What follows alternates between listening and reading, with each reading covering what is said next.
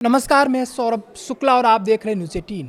इस वक्त एक बड़ी खबर होर्मुज स्ट्रेट से सामने आई है, जहां भारतीय क्रू सदस्यों वाले एलपीजी टैंकर दिशा पर हमला हो गया है।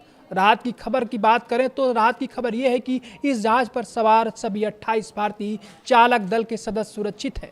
तेहरान स्थित भारतीय दूतावास ने इसकी आधिकारिक पुष्टि की है और बताया है कि वह लगातार ईरानी अधिकारियों के संपर्क में है। लेकिन इस घटना ने कई बड़े सवाल खड़े कर दिए हैं। आखिर होर्मुज स्ट्रेट में क्या हुआ, जहाज पर हमला कैसे हुआ और क्यों अमेरिका, नौसेना तथा ईरान के बीच आरोप प्रत्यारोप तेज हो गए। जानकारी के मुताबिक मोजाम्बिक के झंडे वाला एलपीजी टैंकर दिशा ईरान के क्षेत्रीय जल क्षेत्र में मौजूद था, तभी उस पर हमला हुआ। जहाज पर कुल 30 क्रू सदस्य बताए जा रहे हैं, जिनमें 28 भारतीय शामिल हैं। घटना के तुरंत बाद तेहरान में भारतीय दूतावास सक्रिय हुआ।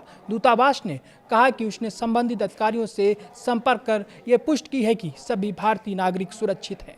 भारतीय मिशन पूरे घटनाक्रम पर लगातार नजर बनाए हुए है। इस घटना के बीच एक और बड़ा दावा सामने आया। रिपोर्ट्स के मुताबिक हमले से पहले जहाज को कथित तौर पर अमेरिकी सैन्य ऑपरेटर की ओर से चेतावनी दी गई थी। बताया जा रहा था कि जहाज को अपना रास्ता बदलने के लिए समय दिया गया। चीनी समाचार एजेंसी शिन्हुआ की रिपोर्ट के अनुसार वीएचएफ मैरीटाइम रेडियो की एक ऑडियो रिकॉर्डिंग में एक नाविक ने दावा किया है कि कॉल करने वाले ने खुद को अमेरिकी सैन्य ऑपरेटर बताया और व्यापारी जहाज को बार बार चेतावनी दी कि वह ईरानी जल क्षेत्र की ओर बढ़ रहा है। हालांकि इन दावों की स्वतंत्र पुष्टि नहीं हुई है। उधर ईरान की इस्लामिक रिवोल्यूशनरी गार्ड कॉर्प्स यानी आईआरजीसी ने एक दिन पहले ही बड़ा दावा किया था। आईआरजीसी के मुताबिक 3 तेल टैंकर अमेरिकी सेना के उकसावे में आकर होर्मुज स्ट्रेट के दक्षिणी हिस्से में उस रास्ते से गुजरने की कोशिश कर रहे थे जहां समुद्री माइन बिछी हुई थी। आईआरजीसी का कहना है कि इनमें से एक जहाज में विस्फोट हुआ और आग लग गई, जबकि बाकी 2 जहाज तुरंत वापस लौट गए। ईरान ने यह भी चेतावनी दी थी कि उसकी अनुमति के बिना ऐसे मार्ग से गुजरने वाले जहाज़ों को गंभीर परिणाम भुगतने पड़ सकते हैं।